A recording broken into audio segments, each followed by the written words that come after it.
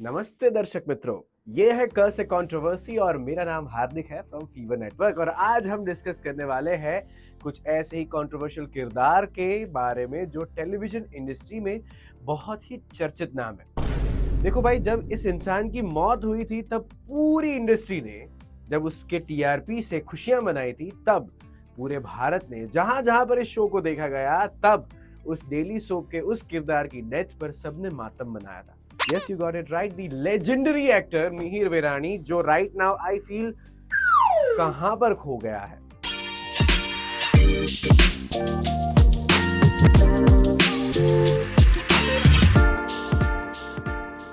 So today's hot topic is Mihir Virani. अपने विरानी परिवार का वो ऋतिक रोशन की जो 20 साल का सबसे बड़ा लीप क्रॉस करके 300 से भी ज्यादा मिसअंडरस्टैंडिंग को अब तक डील करके right now he is facing his mid life crisis. That's what netizens are saying. देखो भाई, ये एक बंदा अपने घर का एक ऐसा रिमोट है जो हर कोई आके बटन दबा के चला जाता है and audience is no clue where they are going. अपनी बेटी जो अपना रिश्ता टूटने पर अपना मातम मनाते मनाते कहती है कि मैं ये रिश्ता तोड़ना चाहती थी, और पापा के उस प्यार को, पापा की ये परी कंप्लीटली एंजॉय कर रही है and now she is going to the another zone.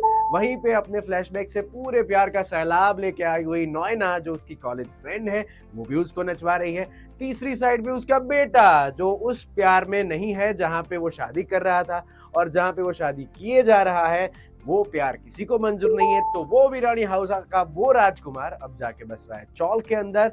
And कौन बना कल्प्रिट इन सब का? मिहिर विरानी। मिहिर विरानी कह रहा है कि तुलसी, ये तुमने किया है क्या? लेट्स बी ऑनेस्ट, इस कहानी में विलन ना नॉयना है, ना परी है, ना तुलसी है, ना अंगद है, ना मिताली है। यहाँ पर विलन है मिहिर का खुद का माइंडसेट। मैं प्रूव करके बताऊंगा। पहला सिम्टम ये है कि भाई साहब को पुरानी जो आग है वो वापस जग रही है इस एज में आके।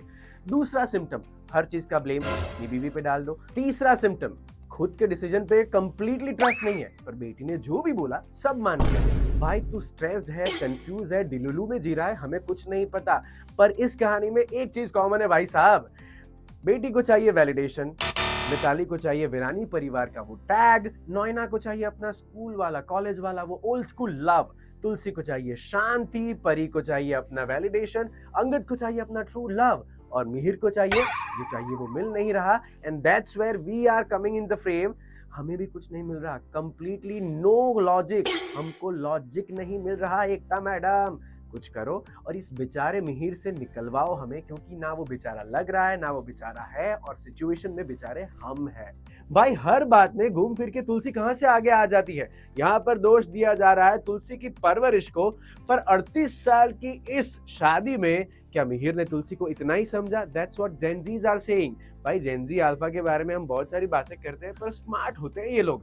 भाई ये जब अल्कोहल पी के अपनी एक्स कॉलेज फ्रेंड के साथ, जो सो कॉल्ड फ्रेंड के साथ उसका कोई नाता नहीं है, पर फिर भी उसके साथ एक रात मनाता है, उसके बारे में भी बहुत सारी चर्चाएं हो रही है। बट यहाँ पे सबसे ज्यादा कोसा गया है दी एकता कपूर को। क्या हर शो की एक ही फॉर्मेट है? क्या हर शो में यही चीजें होती है? क्या ये मिड लाइफ क्राइसिस है? क्या ये मिहिर विरानी वो है जिसको हम आइडियल हस्बैंड घोषित कर चुके थे? एक ऐसा ग्रीन फ्लैग जो जलजलाता हुआ रेड फ्लैग बन चुका है right now, if this is the reality. बहुत सारी बातें मिहिर विरानी पे बहुत चर्चा चल रहा है, where I would love to know from you, आपका क्या कहना है? क्या इस कंट्रोवर्सी में मिहिर विरानी का मिड लाइफ एज क्राइसिस है, या फिर एज पर दिस भाई साहब मिहिर विरानी थोड़ा भोंदू बन चुका है? ये वो रिमोट कंट्रोल बन चुका है जहां पे उसको कुछ पता नहीं है, एंड फिर भी भुगतना किसको पड़ रहा है? हमारी बेचारी तुलसी को। आपका क्या कहना है? Do let me know in the comment section. This is curse a controversy. My name is Hardik. Stay controversial.